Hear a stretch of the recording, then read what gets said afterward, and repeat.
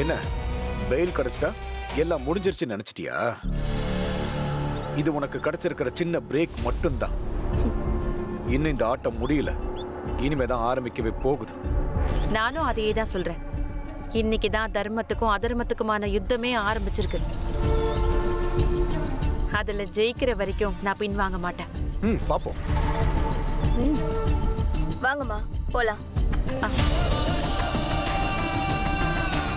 பாத்தீங்களா திவாகர் எப்படி பேசுறான்னு?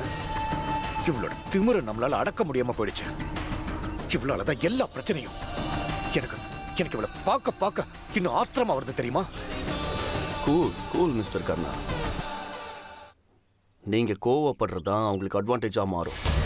நம்ம கிட்ட இன்னும் டைம் இருக்கு. இப்போ நமக்கு தேவையானது ஒரு clear plan. So don't worry, next time பார்த்துக்கலாம்.